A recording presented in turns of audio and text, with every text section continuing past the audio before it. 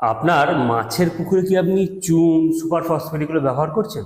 ব্যবহার করার কিছু সিস্টেম আছে, সেগুলো কিন্তু জেনে রাখা দরকার। মাছের পুকুরে ইউরিয়া সুপার ফসফেট ব্যবহার করার অন্তত 2 দিন আগে চুন দেওয়া দরকার। চুন দিলে পরে জলের পিএইচটা একটু বাড়ে, যা সারের পক্ষে ভালো।